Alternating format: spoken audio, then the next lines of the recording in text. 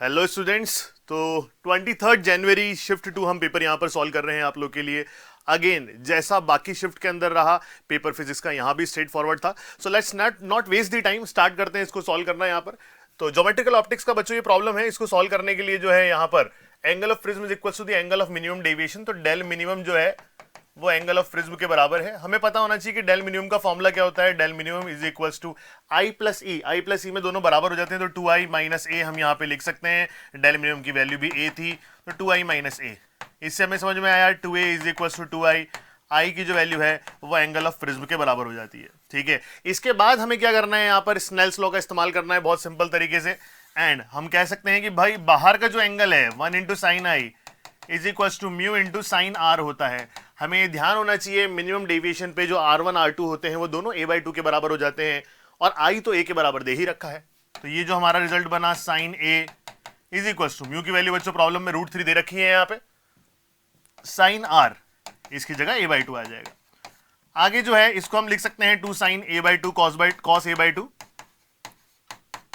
Is equal to √3 times of sine of a/2। ये cancel out हो जाता है यहाँ पे, और मेरा जो रिजल्ट है वो cos a/2 का बनता है √3/2। ठीक है, इससे मुझे पता चलता है कि a/2 की जो वैल्यू है यहाँ पर 30 डिग्री निकल के आ जाती है। So that is why I can say a is equal to 60 degree. So इस हिसाब से अगर मैं देखूं तो यहाँ पर मेरा करेक्ट आंसर π/3 60 डिग्री होता है, यही होना चाहिए। That is the answer. I hope समझ में आया होगा बच्चों मैंने किस तरह से प्रॉब्लम को सॉल्व किया। Let's see the second problem. एक बहुत बेसिक प्रॉब्लम था थर्मोडायनेमिक्स का। आपको पूछा है find the total work done by gas. Work done by gas पूछा है ए से लेकर डी तक। देखिए यार, ये प्रोसेस तो आपका आइसोकोरिक प्रोसेस है, तो सेकंड स्टेप का वर्क डन तो 0 है। फर्स्ट स्टेप गैस एक्सपैंड कर रही है तो वर्क डन पॉजिटिव होगा, P into delta we, that is P not V not. Third step के अंदर जो है गैस कंप्रेस कर रही है। कंप्रेस करते वक्त हमें मालूम है कि डेल्टा वी नेगेटिव ही आएगा, और हम कह सकते हैं वर्क भी नेगेटिव हो गया बच्चों। तो 2P not and this is V not minus 3V not. तो ये minus 4P not V not हो जाता है। जब मैं ऐड कर दूंगा सारे वर्क तो net amount of work done is equals to minus 3P naught V naught. This is the work done by the gas. ठीक है ना। यहां पर एक इंटरेस्टिंग चीज किसी और शिफ्ट में ये हो सकती है कि work done on the gas पूछ ले, तो फिर आंसर पॉजिटिव हो जाता। ठीक है, so that is why first is the correct answer. Let's see the third problem. यहां क्या बोला गया है, ऐसे अगले मतलब आपने देखा कि जो मैंने पिछले शिफ्ट के पेपर सॉल्व किए उसमें भी इस तरह के एग्जैक्टली क्वेश्चंस आए थे। स्टडी स्टेट, स्टडी स्टेट पे कैपेसिटर कैसे बिहेव करता है, तो ये ब्रोकन वायर की तरह बिहेव करेगा। तो हमारा सर्किट ये हो जाएगा कि जो भी करंट यहां से फ्लो कर रहा है सारा करंट ऐसे जा रहा है। ठीक है ना। तो आर इक्विवेलेंट की वैल्यू आपकी 25 ओम हो जाएगी यहां पे। अगर आर इक्विवेलेंट 25 आ गया है तो सर्किट के अंदर जो करंट है potential difference divide by R equivalent, that is 1/5 ampere. ये निकल के आ गया है। अब बच्चों देखो इसके अक्रॉस क्या पोटेंशियल डिफरेंस है, मैं इस चीज को जानने में इंटरेस्टेड हूं। तो अगर ये मैं डेल्टा वी डैश कहता हूं तो ये डेल्टा वी डैश की वैल्यू आ जाती है वहां का करंट मल्टीप्लाइड बाय वहां का रेजिस्टेंस। वहां का करंट 1/25 है, वहां का रेजिस्टेंस बच्चों 10 है। 2/5 वोल्ट ये यहां का पोटेंशियल डिफरेंस निकल के आ जाता है। इसने बोला है चार्ज निकालो। चार्ज की वैल्यू होती है जो पोटेंशियल डिफरेंस यहां पर है वही पोटेंशियल डिफरेंस यहां भी होगा, और चार्ज की वैल्यू होती है Q is equal to C into delta V. C की वैल्यू हमें दे रखी है 8 माइक्रोफेरेड। इसे मल्टीप्लाई करेंगे 2/5 वोल्ट से, सॉल्व करूंगा तो 16/5 माइक्रो कूलम, ये मेरा आंसर बन जाता है। ठीक है, तो यहां कहीं तो कुछ मिस्टेक है, वरना तो आंसर आ जाता है। यहां पर देखो हमने करंट गलत उठा लिया है, दैट इज द मिस्टेक। तो ठीक कर लेते हैं इस चीज को। करंट की वैल्यू जो है जो गलत उठाई है इसे यहां पर 2 करके, ठीक है, ये आपका जो है 2 वोल्ट बनेगा। ये 2 वोल्ट बनेगा तो यहां पर 2 का इस्तेमाल करेंगे और ये हट जाएगा। आ गया भैया आंसर। स्ट्रेट फॉरवर्ड प्रॉब्लम है। 16 micro coulomb is the correct answer. I hope समझ में आया होगा कैसे करना है। Let's see the fourth problem here.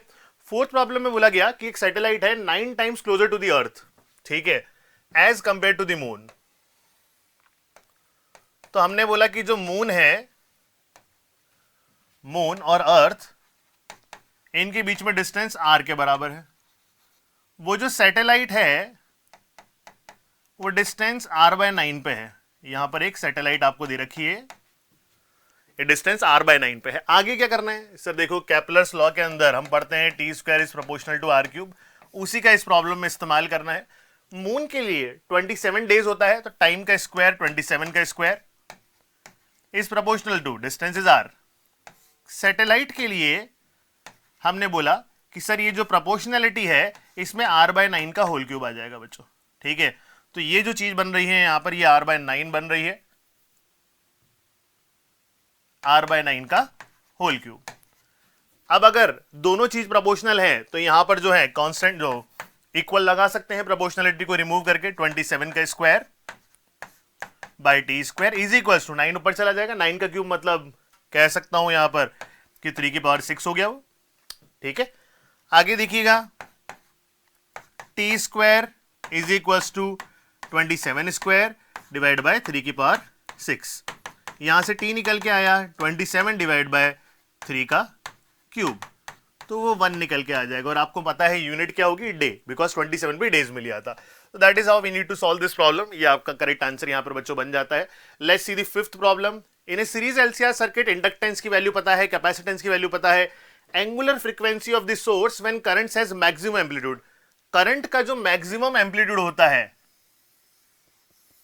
ये आता है रेजोनेंस पे। What is resonance? रेजोनेंस का मतलब होता है कि Z की वैल्यू का जो है मैक्सिमाइज हो जाना, ठीक है। तो यहां पर जो है सॉरी Z की वैल्यू का जो है मिनिमाइज हो जाना। तो at resonance Z will be minimum and that will be equals to R। ये कब हो सकता है? व्हेन XL बराबर XC, और XL होता है ओमेगा L और ये होता है 1/ωc। इससे निकल के आता है omega is equals to 1/√LC। ध्यान रखना ये रेजोनेंस फ्रीक्वेंसी होती है, इतना करने की जरूरत ही नहीं है, मैं तुम्हें कॉन्सेप्ट समझा रहा था बच्चों यहाँ पे, बाकी ये तो सीधा सीधा डायरेक्टली आप यूज कर सकते हैं। Omega is equals to 1/√LC। L की वैल्यू आपको दे रखी है यहाँ पर 100 माइक्रो हेनरी, तो 10⁻⁴ हो गया, और आगे 10 नैनो फेरेड, तो वो 10⁻⁸ हो गया, 1/10⁻⁻12 बाहर आएगा -6, -6 ऊपर जाके बन जाएगा 10⁻6। देखें जरा, चेक करते हैं है या नहीं है। लास्ट ऑप्शन में 10⁻6 ही लिखा हुआ है। That is the way we need to solve this problem, ठीक है। आगे देखते हैं बच्चों, 6 प्रॉब्लम क्या था यहाँ पर। 6 प्रॉब्लम बोला concave mirror has a focal length f in air. Mirror की फोकल लेंथ f है एयर में।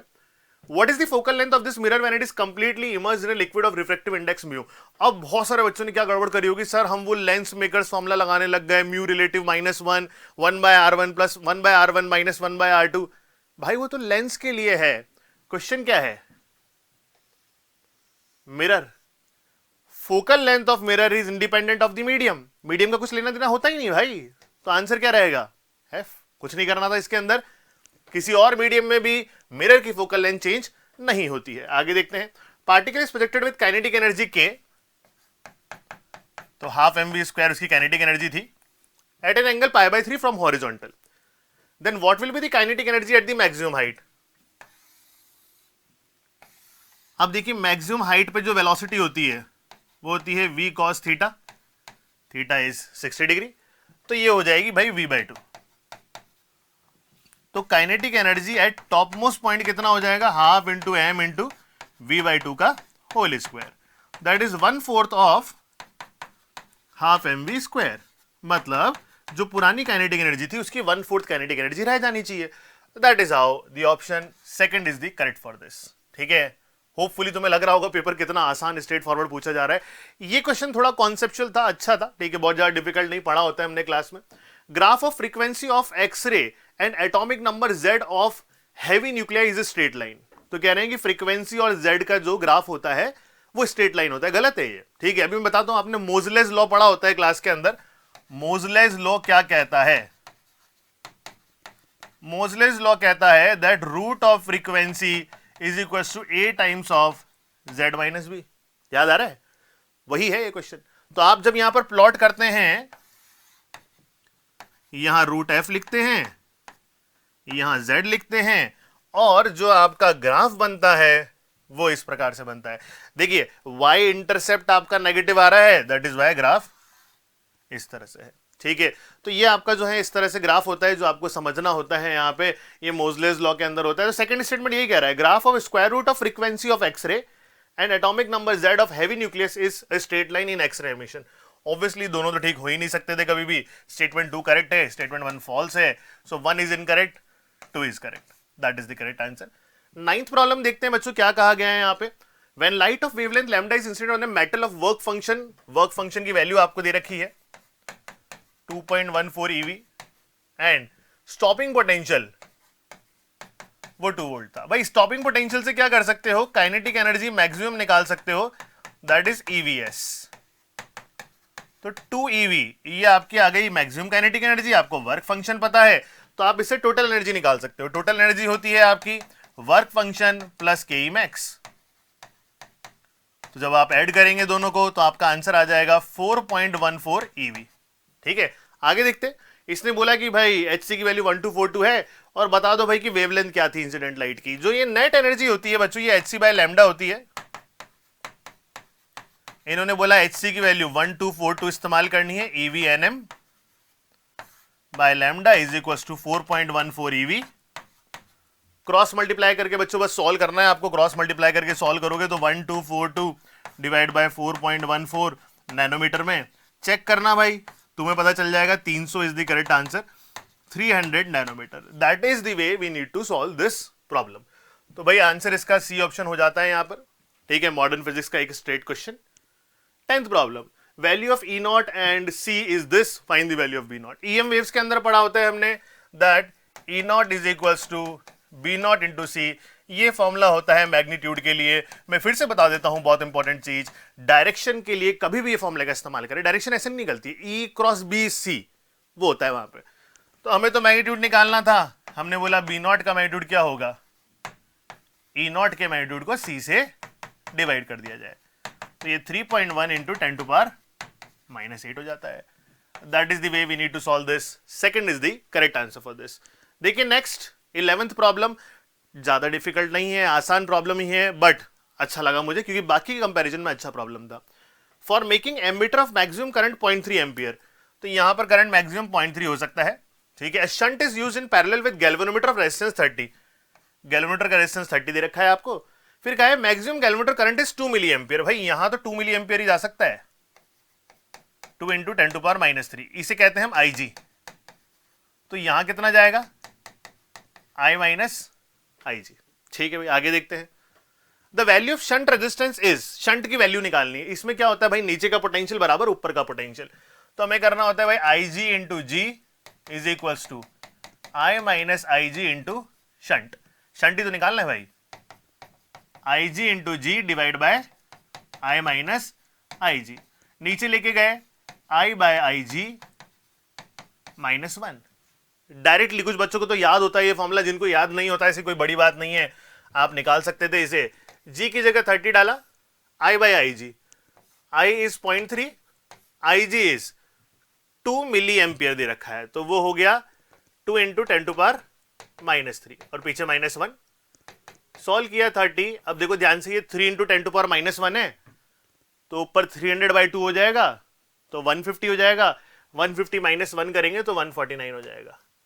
तो इन्होंने बोला यही आंसर होता है, पढ़ो 30/x कहा उन्होंने, तो दैट इज बाय x की वैल्यू 149। देखो अब एक बड़ी इंटरेस्टिंग चीज ये समझना, हम आपके लिए 25 क्वेश्चंस लेके आए हैं, बट ऐसा भी हो सकता था, फिर से बोल रहा हूं ये गेस पेपर है, there can be a possibility कि ये क्वेश्चन इंटीजर वाले में आया हो। ठीक है, बट चलिए गैस पेपर है तो इतना इसमें टेंशन ना लीजिए, हमें तो सिर्फ प्रैक्टिस करनी थी क्वेश्चंस की जो हम देख रहे हैं यहाँ पे। 12वां, find current through battery if both diodes are ideal. Ideal diode के अंदर ये फॉरवर्ड बायस में कंडक्ट, फॉरवर्ड बायस में कंडक्ट, दोनों फॉरवर्ड बायस हैं, कंडक्ट करेंगे। आइडियल डायोड का मतलब होता है रेजिस्टेंस 0, 20 और 20 पैरेलल में है तो R इक्विवेलेंट 10 हो जाएगा। सर्किट का जो करंट है 5/10 R इक्विवेलेंट से डिवाइड कर देंगे, ½ ampere. Second is the correct answer. ठीक है, चलिए 13th प्रॉब्लम देखते हैं यहाँ पे। Statement 1, binding energy is independent of atomic number. ये तो एकदम सरासर गलत बात है। बाइंडिंग एनर्जी जब निकाल रहे होते हैं तो एटॉमिक नंबर तो बहुत ज्यादा मैटर करता है वहां पर, एनर्जी डिफरेंस ही तो निकाल रहे होते हैं, और एनर्जी डिफरेंस के अंदर जो है मासेस को ले रहे होते हैं, और मासेस के अंदर प्रोटॉन न्यूट्रॉन के मासेस आएंगे, तो भाई ये तो गलत बात होगी ना, एटॉमिक नंबर पे तो डिपेंड करती है। आई होप आपको याद आ रहा होगा, बाइंडिंग एनर्जी का एक कर्व पढ़ा होता है हमने क्लास के अंदर, ऐसा जाता है, याद आ रहा है? ठीक है, तो बाइंडिंग एनर्जी का जो कर्व होता है उसमें याद है कि भाई एटॉमिक नंबर के हिसाब से वेरी करता ही है। Nuclear force are long range force, ये भी गलत है। न्यूक्लियर फोर्सेस तो शॉर्ट रेंज होते हैं। दोनों गलत स्टेटमेंट लिखे हुए हैं। Let us select the correct answer, that both the statements are incorrect. ठीक है, आई होप समझ गए होंगे। Let's see the next problem, 14th problem देखते हैं। चार्जेस दे रखे थे आपको दो, 7 and -4, they are placed at these coordinates. Find the electrostatic potential energy of the two charge system. Electrostatic potential energy कैसे दी जाती है? इलेक्ट्रोस्टैटिक पोटेंशियल एनर्जी मतलब बेसिकली ये V तो मैं पोटेंशियल लिख रहा हूं यहां पर, मुझे यहां पर जो है पोटेंशियल एनर्जी का इस्तेमाल करना है। तो हमारे लिए जो है पोटेंशियल एनर्जी जो होती है इलेक्ट्रोस्टैटिक्स में K Q1 Q2 bye R के बराबर होती है। अब K की वैल्यू देखो, एप्सिलॉन नॉट दे रखा है, पर क्यों यूज करना है, क्यों फंसना है भाई? K की वैल्यू 9 × 10⁹, Q1 Q2 7 × 4 28, बेसिकली वैसे -28 है, इंटू 10⁻12 माइक्रो लिख दिया। R what is the distance? एक 7 पे है, एक -7 पे और सेंटीमीटर में है, तो डिस्टेंस तो 14 है, पर 10⁻2 भी लगेगा बच्चों। ठीक है, अब देखिए -2 और ये -10 रह गया, और 9 कट के जो है 10⁻1 रह गया, उसे नीचे 10 लिख दे रहा हूं। ठीक है, ये कैंसिल आउट होके 2 हो गया है। मेरा जो आंसर है वो -18/10 -1.8 आ रहा है। ठीक है, अब देखिए आंसर नेगेटिव आ रहा है, बट कोई आंसर नेगेटिव दे नहीं रखा था, दैट इज वाई हमें ये मानना पड़ेगा कि भाई वो मैग्नीट्यूड ही पूछ रहे थे, और फोर्थ ऑप्शन टिक करना पड़ेगा। वैसे भी अगर एक पॉजिटिव चार्ज एक नेगेटिव चार्ज है, तो इंटरेक्शन की जो पोटेंशियल एनर्जी हो तो नेगेटिव होनी ही है, हमें पता है। ठीक है, चलिए 15 देखते हैं problem. Equation of wave travelling in the medium is given like this, find the velocity of wave and direction. भाई ये फॉर्मूला पता होता है कि वेलोसिटी ऑफ वेव दी जाती है ω/k से, इसका ओमेगा ये रहा 3, इसका k ये रहा 0.1, 30 मीटर पर सेकेंड, ये वेलोसिटी ऑफ वेव हो गई। किधर जा रही है भाई? अगर दोनों पॉजिटिव होते हैं या दोनों नेगेटिव होते हैं, सेम साइन होता है, तो माइनस डायरेक्शन में जाती है, और माइनस में भी कौन सा? x का माइनस, तो -i कैप होना चाहिए। तो मेरा आंसर 30 -i कैप ये बन जाता है। ठीक है, चलिए नेक्स्ट प्रॉब्लम देखते हैं बच्चों। यहाँ पे 16th प्रॉब्लम कह रहा है स्प्रिंग के अंदर टेंशन 5 न्यूटन है, अगर एक्सटेंशन x1 है, तो हमने कहा that tension is equal to kx1। 7 newton tension है जब x2 से खींची हुई है। ठीक है, फिर उन्होंने बोला determine the tension in the spring when the extension is this. अगर एक्सटेंशन ये हो जाता है तो टेंशन की वैल्यू हो जाती है 5 times of x1 -2 times of x2। हमने बोला कि 5 टाइम्स ऑफ x1 की जगह 5/k लिख दूं, तो 5 × 5/k माइनस x2 की जगह 7/k लिख दूं। सर k कॉमन लेके काट दिया आपने। Tension is 25 - 14, that is 11 newton. तो guys first is the correct answer for this problem. Let's see the next one. 17th जो है find pressure inside the bubble with respect to the atmospheric pressure. तो आपको bubble का pressure minus atmospheric pressure बताना है यहाँ पे। ठीक है, विच इज 10⁵, ये एटमॉस्फेरिक प्रेशर है, उसका भी कोई जरूरत है नहीं। डेंसिटी ऑफ वाटर, बड़ी अजीब सी यूनिट दी है इन्होंने भाई। हम तो अगर kg मीटर क्यूब में लिखेंगे तो डेंसिटी ऑफ वाटर जो है 10⁻³ kg पर मीटर क्यूब हो जाती है, ऐसा यूनिट में लेके चले। सरफेस टेंशन आपको ये दे रखी है, वो ऐसा यूनिट में दे रखी है, अच्छी बात है। और रेडियस ऑफ द बबल। ठीक है, अब देखिए आपको ये चीज पता होती है कि फॉर दिस बबल अंदर का प्रेशर P, बाहर का प्रेशर जो है P dash, P - P dash is equal to 2T/R। पर आपको P - P डैश नहीं पूछा है, आपको P - P नॉट पूछा है। P डैश को कैसे लिखे? आप बोलोगे P डैश का मतलब है P नॉट प्लस ρgh। ठीक है गाइस, यहां पर जो है P - P not minus ρgh is equal to 2T/R। जो पूछा है P - P नॉट, तो इसको भी उधर ले जाएं ρgh को। P - P not is equal to ρgh plus 2T/R। Rho की वैल्यू 10⁻³ g की value 10। What is the height? 20 centimetre. 20 centimetre 20/100 plus 2T। What is the surface tension? 72 × 10⁻³ और रेडियस 1 mm मतलब 10⁻³ ये कटा, ये कटा, यहां से ये 2 0 कटे, ये लिखा हुआ है 2000 प्लस 144, तो मेरा आंसर 2144 एंड प्रेशर है तो पास्कल लिख लो, ठीक है, या न्यूटन पर मीटर स्क्वायर लिख लो, जो भी लिखना है। तो ये आ गया आपका आंसर, थर्ड ऑप्शन, ठीक है। आई होप समझ में आया होगा कि मैंने क्या किया है यहाँ पर। Let's see the next 18th problem. Disc का मास दे रखा है, रेडियस दे रखा है, is rotating about its axis. If the angle rotated about its axis as a function of time, तो इसने बोला कि थीटा की वैल्यू ऐसे है 10t square minus 80। Find the power delivered to the disc, ठीक है। अब देखो, अगर आपको याद आ रहा है तो हम ट्रांसलेशन में पावर को लिखते थे एफ डॉट वी। सिमिलर यहां पर रोटेशन में लिखना पड़ेगा कि भाई फोर्स की जगह टॉर्क लिख दो और यहां ओमेगा लिख दो, टाउ डॉट ओमेगा। अब टाउ को कैसे लिख सकते हैं अपन, आई अल्फा और ये ओमेगा। सर ये अल्फा और ओमेगा कहां से लाऊं, डिफरेंशिएट कर लो। एक बार डिफरेंशिएट करूंगा तो ओमेगा मिलेगा, दोबारा करूंगा तो अल्फा मिलेगा, ठीक है। सर डिस्क के लिए मोमेंट ऑफ इनर्शिया क्या होता है, mr स्क्वायर बाय 2। अल्फा की वैल्यू से 20 आ चुकी है, ओमेगा की वैल्यू जो है 20t माइनस 8 आ चुकी है। Power is variable, but time कितने में पूछा है, 2 सेकेंड्स पे डाल दो 2 सेकेंड्स, 40 माइनस 8 32 बन गए। तो पावर इज इक्वल टू, ये काट देते हैं 10 टाइम्स 10 mr स्क्वायर और पीछे ये 32 बन गया। तो मेरा जो फाइनल आंसर आ रहा है वो 320 mr स्क्वायर निकल के आ रहा है। पर एक चीज नोट करना, किसी भी ऑप्शन में mr स्क्वायर नहीं दे रखा था तो हम ये मान सकते हैं, फिर से वही बोलूंगा, गैस पेपर है, हम ये मान सकते हैं हो सकता है वहां पर मास और आर कुछ दे रखा हो, ठीक है, या फिर पूछा ही नहीं हो, ऐसे बोला हो कि भाई alpha times of mr square आता है, बता दो अल्फा कितना है, कुछ भी हो सकता है, कॉन्सेप्ट समझो भाई, ठीक है। तो ये 320 इज द करेक्ट आंसर, ठीक है। थोड़ा प्रॉब्लम में गड़बड़ है, but we need to understand the concept. 19th, YDSC experiment में slit widths are D and XD, ठीक है। Ratio of I max and I minimum is, ठीक है। अब देखो बहुत अच्छी चीज पूछ ली इन्होंने यहाँ पे, जो स्लिट का विड्थ होता है, intensity is directly proportional to the slit width, ठीक है। अगर मैं पहले की इंटेंसिटी को I1 कहता हूं, ठीक है, it is proportional to slit की विड्थ D, तो दूसरे की इंटेंसिटी जो है वो proportional to x times of D, ठीक है। तो अगर मैं यहां पर इंटेंसिटी I बोलता हूं तो मुझे यहां इंटेंसिटी XI बोलनी पड़ेगी, ठीक है। आगे चलते हैं भाई। इन्होंने बोला कि भाई रेशियो जो है I मैक्स अपॉन I मिन का वो कितना है 9/4।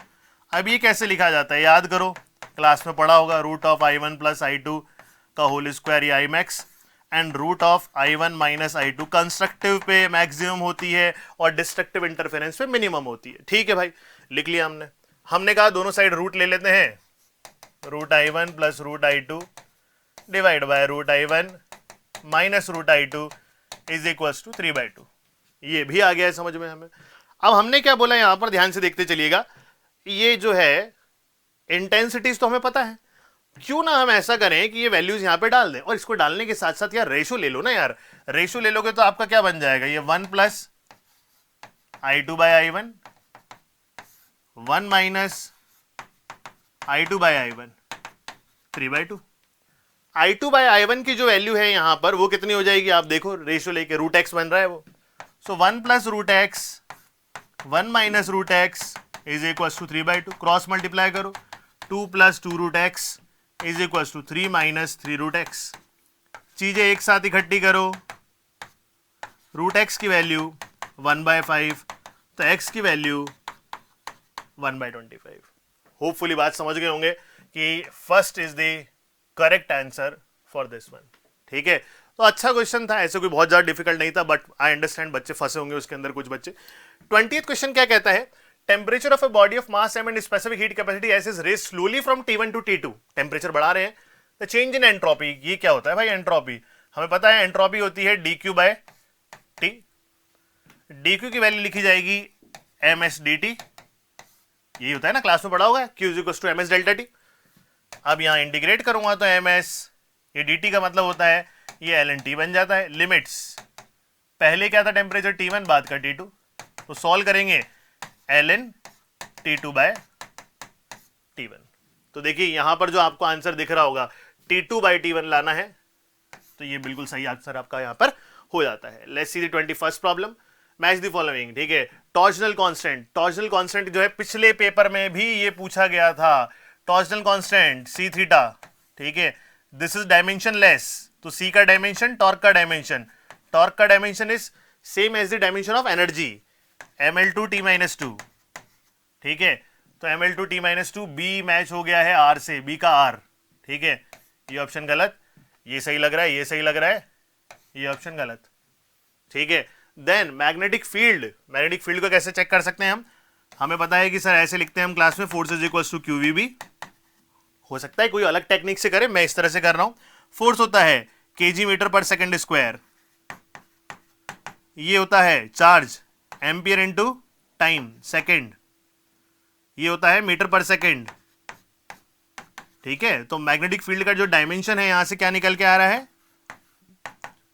मीटर भी कट गया, kg एम्पियर सेकंड स्क्वायर। सो m(t-2 a-1), m(t-2 a-1), ये मैच कर गया पी से। सी का पी, सी का पी देखते ही मुझे पता चल गया ये गलत है, ये वैसे भी आंसर ठीक हो चुका है। बाकी भी आप चेक कर सकते हैं। मैग्नेटिक मोमेंट, मैग्नेटिक मोमेंट हमने क्लास में पढ़ा होता है, दैट इज NIA। तो ये तो बहुत सिंपल हो जाता है।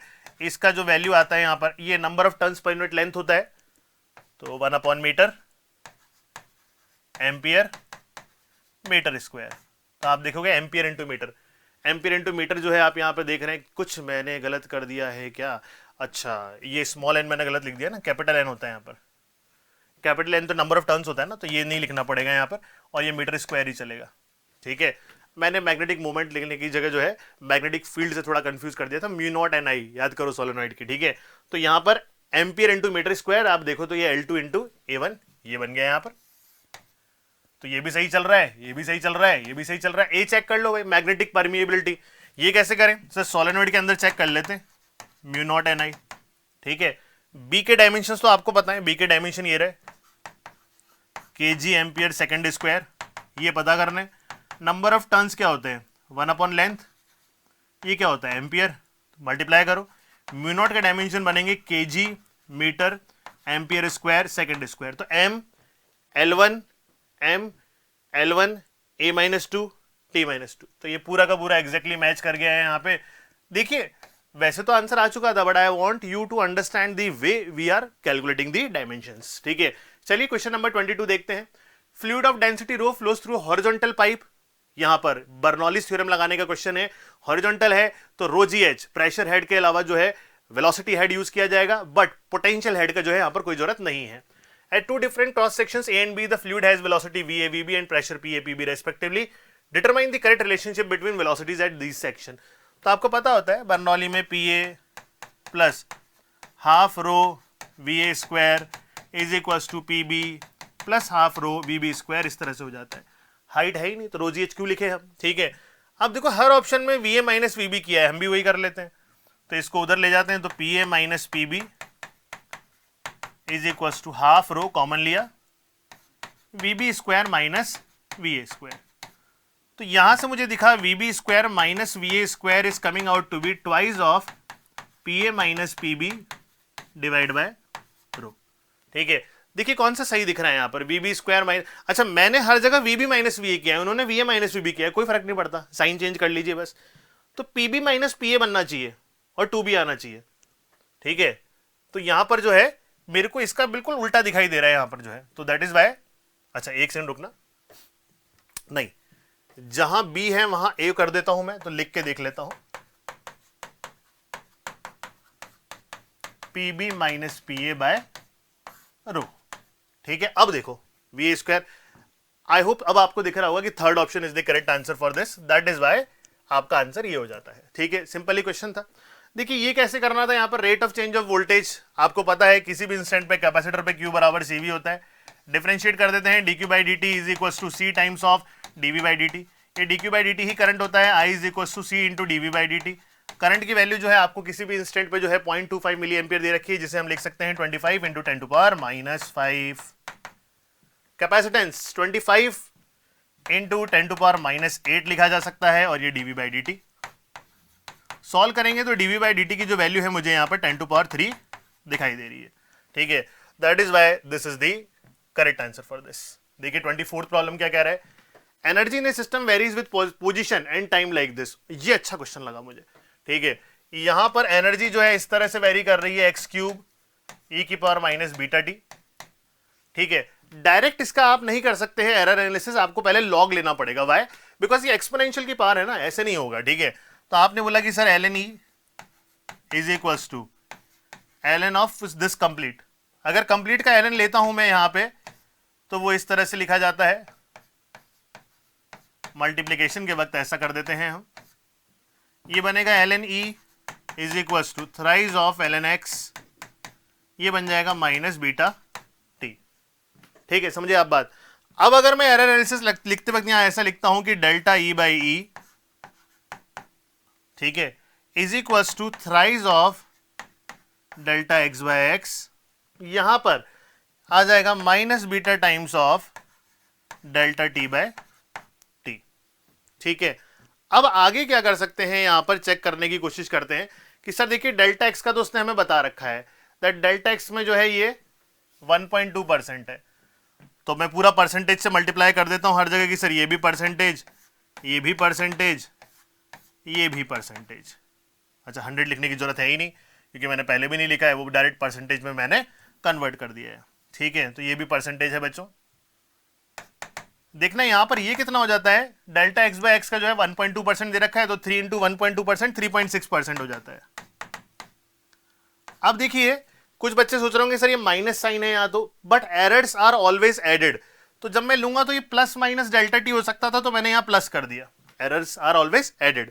बीटा की वैल्यू क्या लिखूंगा, बीटा की वैल्यू पूरी सिचुएशन में कह रखी है यहाँ पे वो रही 0.3। अब लाना है डेल्टा टी बाई टी, ये कहां से लेके आए हम, इन्होंने वो रखा है percentage error in time is 1.6%। ठीक है भाई, उठा के डाल देते हैं यहां पे, but t is equal to 5 seconds पे पूछा है ये। ठीक है, कोई दिक्कत नहीं, एक बार देख लेते हैं यहां पर। मैं समझ गया यहां पर क्या गलती हुई है।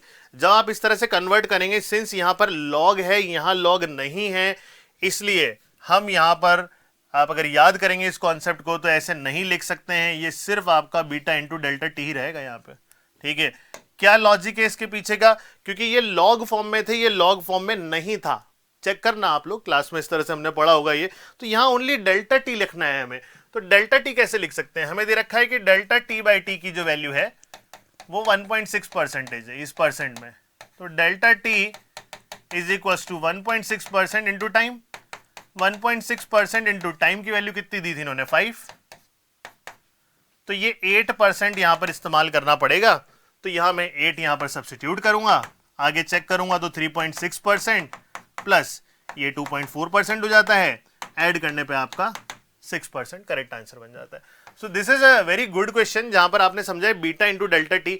अगर ये आपको नहीं समझ में आया तो इसका डिटेल्ड वीडियो जो है आप जरूर हमारे चैनल पे देख सकते हैं, जहां पर आपको पता चलेगा कि कैसे लिखा जाता है ये लॉग के फॉर्म में कन्वर्ट करके। ठीक है, लास्ट 25th क्वेश्चन क्या कह रहा है, satellite of mass m is moving in a circular orbit at a height r from the surface of earth. आपको बोला है एंगुलर मोमेंटम बता दो, एंगुलर मोमेंटम होता है mvr। ठीक है, बट उसकी वेलोसिटी हाइट r है, तो सेंटर से डिस्टेंस कितनी हो गई 2r, ये उसकी वेलोसिटी और ये 2r। ठीक है, जब हम इसे सॉल्व करेंगे तो जैसे 2r अंदर आएगा तो हमारा आंसर जो हो जाएगा 2gmr, ये ऐसा बन जाएगा।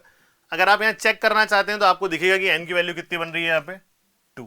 ठीक है, तो that's how we have solved all the 25 questions of this shift for you guys. Paper जो था ये वाला जो देखा मैंने 23 जनवरी शिफ्ट 2, थोड़े से क्वेश्चंस जो थे यहाँ पर, कुछ क्वेश्चंस लेंदी भी थे, जैसे वो एरर एनालिसिस वाला जो था। ठीक है, बाकी पेपर फिजिक्स का ऐसा ही आ रहा है बच्चों, हर शिफ्ट के अंदर की 25 में से जो है 20 से 22 सवाल बिल्कुल क्लास के स्ट्रेट फॉरवर्ड आपने सीखे हुए होते हैं, वो आप कर सकते हैं। इसी तरह से हम 24 जनवरी के शिफ्ट के भी सॉल्यूशंस आप लोग के सामने लेके जरूर आएंगे। थैंक यू बच्चों।